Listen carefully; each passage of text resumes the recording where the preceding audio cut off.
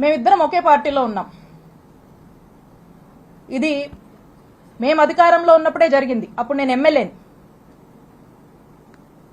అప్పుడు జరిగినటువంటి విషయము నేను ఏ రోజు కూడా ఈ విషయాన్ని చెప్పే పరిస్థితి నాకు రాకూడదని నా మనసులో ఎప్పుడు అనుకుంటూ ఉండేదాన్ని.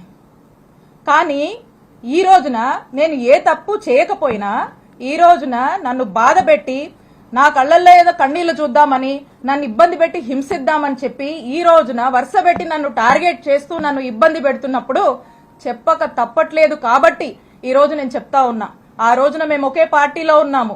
వైఎస్ఆర్ కాంగ్రెస్ పార్టీ ఇంటిగ్రిటీ కోసం నేను ఆ రోజు నోరు విప్పలేదు. ఈ రోజున కూడా నేను చెప్పాలనుకోలేదు, కానీ చెప్పే పరిస్థితులు ఏర్పడ్డాయి కాబట్టి నేను చెప్తా ఉన్నాను. ఒకసారి ఆలోచన చేయండి. ఒకే పార్టీకి సంబంధించినటువంటి ఎంపీ అక్కడున్నటువంటి ఒక బీసీ మహిళ ఒక ఎమ్మెల్యే మీద కాల్ డేటా తీస్తారండి? కాల్ డేటా అనేది ఒక వ్యక్తి ప్రైవసీకి సంబంధించినటువంటి విషయం. నా ప్రైవసీ అంటే నా జీవితం, నా వ్యక్తిగత జీవితంలోకి రావాలనేటువంటి ఎందుకంత నీచపు ఆలోచన వారికి వచ్చిందో నాకు తెలీదు. నేను ఒక్కసారి అడుగుతా ఉన్నాను, ఈ రాష్ట్రంలో ఇంతమంది అన్నల్ని తమ్ముళ్ళు ఉన్నారు, వాళ్ళని నేను అడుగుతా ఉన్నా, ఒక్కసారి ఆలోచన చేయండి. మీ ఇంట్లో ఒక ఆడపిల్ల ఉంటే మీ భార్య అయినా మీ చెల్లి అయినా మీ అక్క అయినా మీ ఇంట్లో ఉండే ఆడవాళ్ళ కాల్ డేటా ఎవరన్నా తీస్తే ఏంటండి మీకెంత బాధ అనిపిస్తుందండి? మీకెంత కడుపు కాలుద్దండి?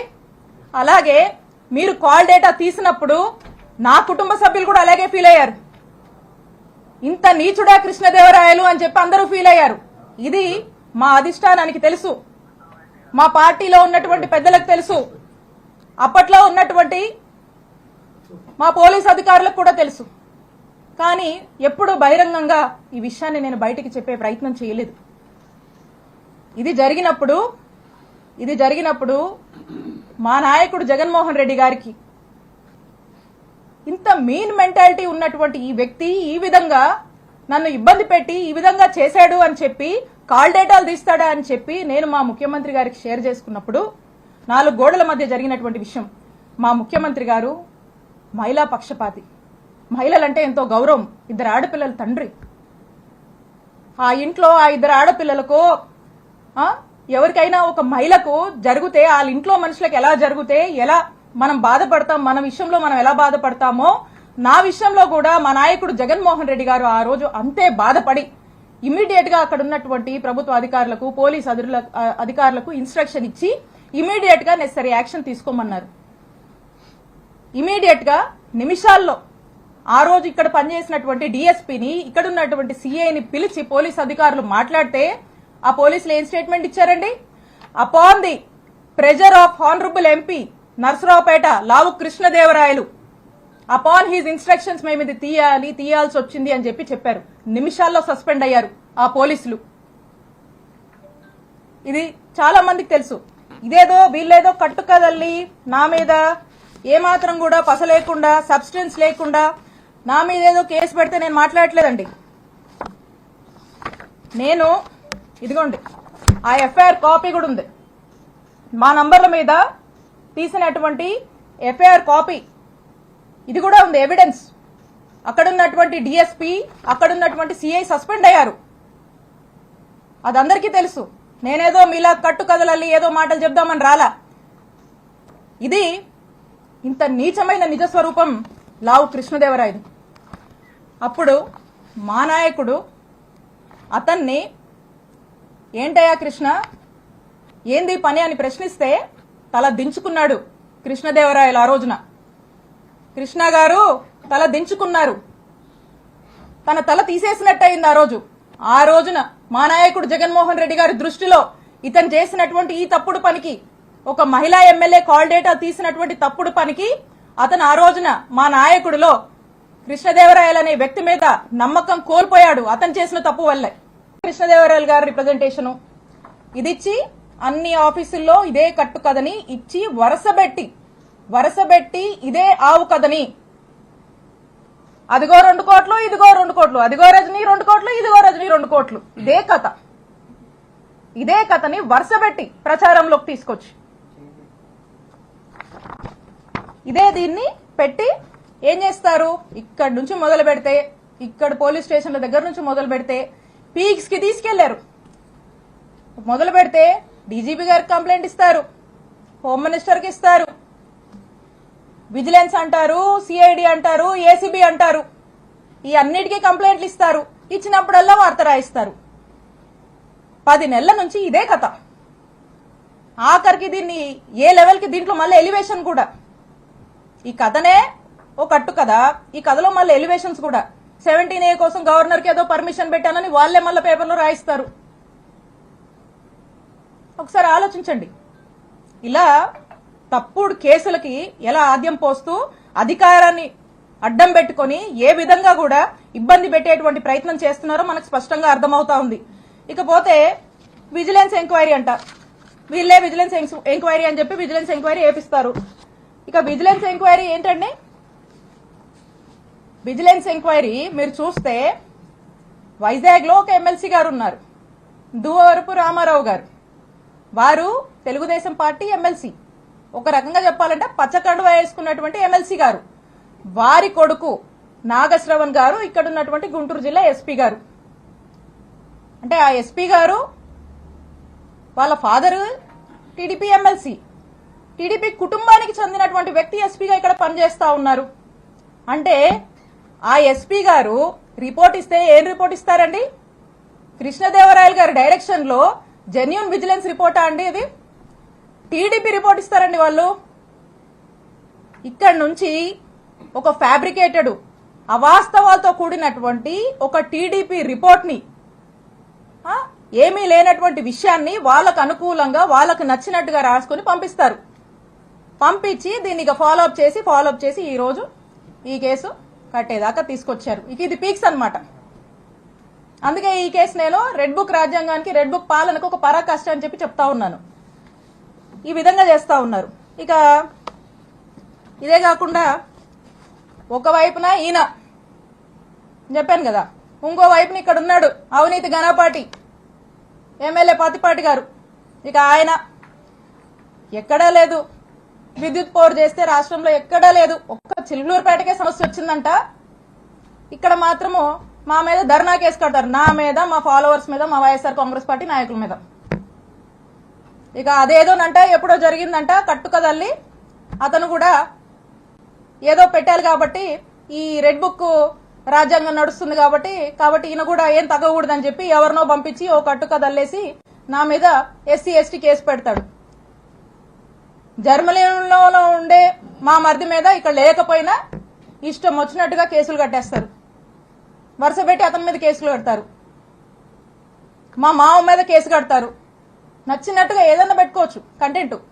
కేసులు కడతారు, దారిలో ప్రయాణం చేస్తుంటే కార్లు అద్దాలు పగలగొట్టిస్తారు, కారు పగలగొట్టిస్తారు, ఉన్నోళ్ళతో హత్యాయత్నానికి ప్రయత్నిస్తారు. ఇలా వరుస పెట్టి ఈ విధంగా ఇబ్బంది పెడతానే ఉంటారు. ఎప్పుడు చూడు మాటలు, ఏదో అవినీతి అంటారు. చేసే వాళ్ళకి వస్తాయో మాటలు, పొద్దుకులు ఎవరికి వస్తాయి? ఎవరు ఏం చేస్తే అదే వస్తుంది వాళ్ళకి. ఆయన అదే చేస్తాడు కాబట్టి పొద్దున్న లేస్తే ఆయన చేసే పాలన ఏమి ఉండదు. కాబట్టి ఆ నోటు వెంట వచ్చే మాటలే అవి, ఏం చేస్తారో అదే వస్తుంది. మా ఇంట్లో కూడా నాతో పాటు తోడబుట్టిన వాళ్ళు ఉన్నారు, మహిళలు ఉన్నారు. మా ఇంట్లో మహిళలకి ఒక న్యాయం, బయట మహిళలకి ఒక న్యాయం అని భావించే వ్యక్తిని నేనైతే కాదు. అది తమరు గుర్తు పెట్టుకోవాలని చెప్పి తెలియజేస్తా ఉన్నాను. రెండో విషయం, ఏదో ల్యాండ్ విషయం అని చెప్పి మాట్లాడారు. ఏదో విశాఖపట్నంలో ఏదో ల్యాండ్ ఉంది అది ఇది అని మాట్లాడటం జరిగింది. అమ్మ, మేము 45 సంవత్సరాలుగా 1977 నుంచి విజ్ఞాన విద్యా సంస్థ నడుపుతా ఉన్నాం. ఈ 45 సంవత్సరాలు పైగా ఉన్న ప్రయాణంలో ఆంధ్ర రాష్ట్రంలో కాదు దేశం మొత్తం ఎక్కడా కూడా, ఆంధ్ర రాష్ట్రంలో కాదు దేశం మొత్తంలో ఎక్కడా కూడా గవర్నమెంట్కి మేము రిక్వెస్ట్ పెట్టి మాకు ల్యాండ్ అలాట్ చేయండి అని చెప్పి ఒక్క దగ్గరన్నా మేము ల్యాండ్ అలాట్ చేయించుకున్న దాఖలాలు ఉంటే దయచేసి మీడియా మిత్రులకు చూపించాలి, లేకపోతే బయటికి తీసుకొచ్చి చూపించండి.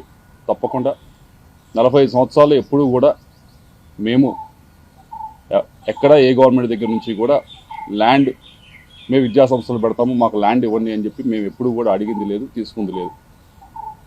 వచ్చి 9 నెలలు అవుతుంది. అమరావతిలో చాలామంది ఇంకా మాకంటే కూడా అక్రెడిటేషన్ తక్కువ ఉన్న వాళ్ళు కూడా స్కూల్స్ కానీ యూనివర్సిటీస్ కానీ పెట్టుకుంటామని చెప్పి ల్యాండ్ కోసం అప్లై చేస్తున్నారు. నేను ఇప్పటిదాకా మీరు చూసుకోండి, ఎక్కడికన్నా ఏ ఆఫీస్ దగ్గరికి వెళ్ళి చూసుకోండి, ఇప్పటిదాకా నేను ఒక అప్లికేషన్ అమరావతిలో నాకు ల్యాండ్ ఉందని చెప్పి పెట్టింది కూడా లేదు. విశాఖపట్నం ల్యాండ్కి సంబంధించి అది 2009లో మేము అప్పుడు కాంగ్రెస్ గవర్నమెంట్ ఉన్నప్పుడు మీకు ఎవరో తప్పు ఇన్ఫర్మేషన్ ఇస్తున్నారు, 2019 అని కాదు, 2009లో కాంగ్రెస్ గవర్నమెంట్ ఉన్నప్పుడు ఆక్షన్ వేస్తే అలాట్మెంట్ కాదు, అలాట్మెంట్కి ఆక్షన్కి కొద్ది తేడా తెలుసుకోండి. ఆక్షన్ వేస్తే ఫెయిర్ ఆక్షన్లో మిగతా వాళ్ళతో పాటు మేము ఆక్షన్లో పాల్గొని హయ్యెస్ట్ రేట్, అప్పటికి ఇప్పటికీ ఎడ్యుకేషన్ ఇన్స్టిట్యూషన్ హయ్యెస్ట్ రేట్ పెట్టి తీసుకున్నది మేము. కాబట్టి ఒకసారి ఎవరో మీకు బ్రీఫ్ చేస్తూ ఉన్నారు, వారిని డేటానా సరిగ్గా ఇవ్వమని చెప్పి కోరుతా ఉన్నాం. ఇవన్నీ కూడా ఈ 2 విషయాలు కూడా ఎందుకు మాట్లాడారో ఎవరు మాట్లాడిచ్చారో నాకు తెలుసు. వారి గురించి కూడా చివరిలో నేను మాట్లాడతాను. అయితే ఈ 2 విషయాలు కూడా, ఒకటి క్యారెక్టర్ అసోసియేషన్ చేసేది ప్రయత్నం మీది, ఏదో డేటా గురించి ఫోన్ డేటా గురించి ఏదో మాట్లాడి, రెండవది ఈ ల్యాండ్ ఇష్యూ చేసి మనం టాపిక్ ఎలాగోలా డైవర్ట్ చేద్దామనే ప్రయత్నం మీరు చేస్తూ ఉన్నారు. కానీ అసలు విషయం గురించి మాట్లాడుకుందాం. మూడో విషయం, 3 ముక్కలు ఉన్నా కదా, మూడో ముక్క ఇది. మూడో విషయం ఏదైతే ఈ క్రషర్స్ విషయం, ఏ క్రషర్స్ దగ్గర డబ్బులు తీసుకున్నారు అనే దాని మీద మీరు చెప్పారట, నేనేదో కేసు పెట్టించాను, రెడ్ బుక్లో ఉంది, దాన్ని తీసుకొని ఈ కేసులు చేస్తూ ఉన్నారు, ఈ 9 నెలల నుంచే పెట్టారు. అమ్మా మీరు మరి చూసారో లేదో, నేను మీడియా మిత్రులు కూడా ఇస్తాను, దాని తర్వాత ట్విట్టర్లో కూడా షేర్ చేస్తాను, అందరూ కూడా చదువుకోవచ్చు. ఇది స్టేట్మెంట్ ఎవరిచ్చారంటే పి జాషువా, ఐపీఎస్ ఆఫీసర్. ఈయనకి సర్వీసు 2040 దాకా ఉంది సర్వీసు.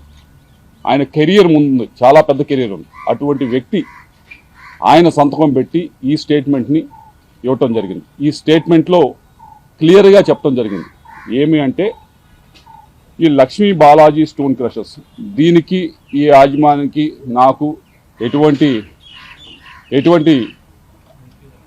బంధుత్వం లేదు, ఎటువంటి బిజినెస్ పరంగా ఏమీ లేదు, నాకు ఎటువంటి ఇది లేదు.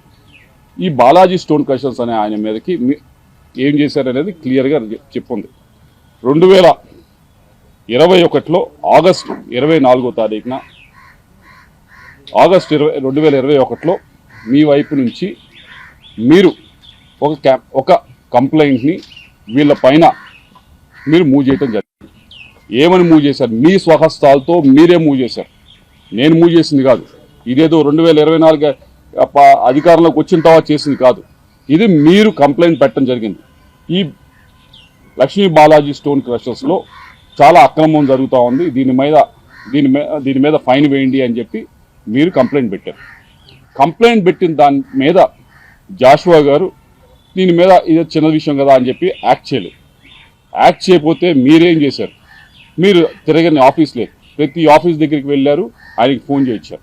మీరు బాలినేని శ్రీనివాసరెడ్డి గారి దగ్గరికి వెళ్ళలేదు మీరు ఈ విషయం పైన? ఇదిగో మేము ఇంత ఫైన్ అయిపోతా ఉన్నాం అని చెప్పి వారిని మీరు బలవంతంగా తీసుకుని వచ్చి, ఇదిగో ఫైన్ అన్నా కట్టు, లేకపోతే నాకన్నా కప్పం కట్టు అని చెప్పి మీరు డబ్బులు తీసుకున్నారా లేదా? ఇవన్నీ నేను చెప్తున్నది కాదు, ఇది 2040 దాకా సర్వీసు ఉన్న ఒక ఐపీఎస్ ఆఫీసరు చెప్తా ఉన్నది. జాషువా గారు అప్పుడు ఎవరైతే విజిలెన్స్ ఉన్నారో ఎస్పీగా, ఆయన చెప్తా ఉంది, ఆయన స్వహస్తాలతో ఇచ్చిన స్టేట్మెంట్, ఆయన సంతకం పెట్టిన స్టేట్మెంట్.